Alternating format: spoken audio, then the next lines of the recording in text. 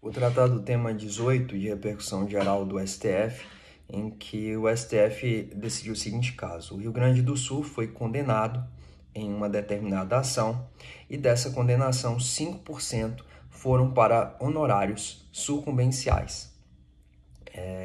Então o STF possui uma outra ação que ele usou como baliza para decidir este caso, na medida em que fez um distinguishing. Então o que ocorreu? Tratando dessa outra ação agora e não do tema 18.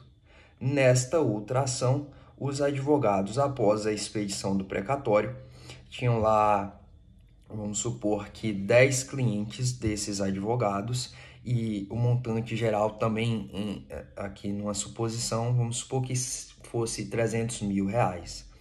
E desses 10 clientes, esses 300 mil reais, esses advogados no processo requereram uma separação, um fracionamento por cliente, de maneira em que esse valor total por cliente desce ali dentro do valor permitido para requisição de pequeno valor.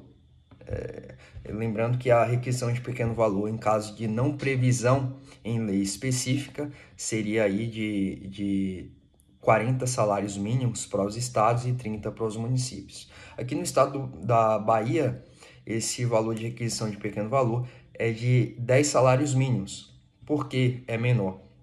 Já decidiu o STF que, sendo superior ao salário de contribuição máximo da Previdência Social, então tendo esse limite mínimo, os estados poderiam, por lei específica, definir quando incidiria ou não em hipótese de requisição de pequeno valor. Então aqui na Bahia são 10 salários mínimos. Então, voltando, nesse caso, não no tema 18, mas nesse caso semelhante que decidiu o STF, os honorários foram requeridos, esse fracionamento, após a expedição do precatório. Então, a posteriori, foram lá os advogados e requereram esse fracionamento. O STF, nesse caso, decidiu pela impossibilidade. Agora, por que há um distinguishing, uma distinção desse caso para o tema 18? E por que nesse tema 18 o STF permitiu que houvesse tal fracionamento? Porque aqui, segundo o Estatuto da OAB, seria uma prerrogativa dos advogados requererem essa verba autônoma, que aqui a condenação foram de verbas sucumbenciais, na medida em que foram requeridas antes da expedição do precatório. Então, aqui não haveria aquela lógica da gravitação jurídica em que o acessório segue o principal. Aqui seriam verbas autônomas, justamente por serem verbas sucumbenciais. Está aqui uma outra distinção legal de se fazer.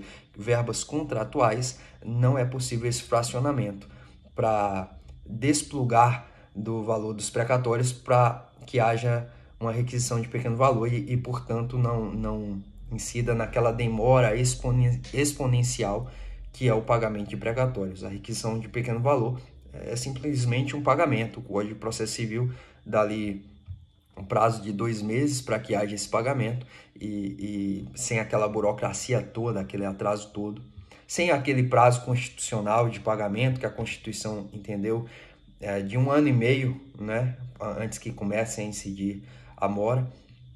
E, portanto, enfim, trazendo aqui, é mais benéfico que seja requerido a requisição de pequeno valor do que os precatórios. Então, deixando isso bem claro, aqui o STF decidiu pela possibilidade desse fracionamento, porque seriam verbas autônomas dos advogados e porque a questão principal trazida aqui é que foram requeridos esses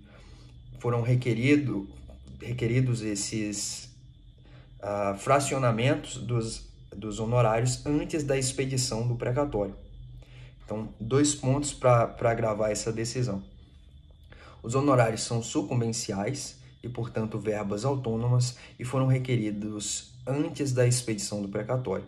Portanto, aqui o STF decidiu pela constitucionalidade desse fracionamento, cumpridos esses requisitos, esses pressupostos.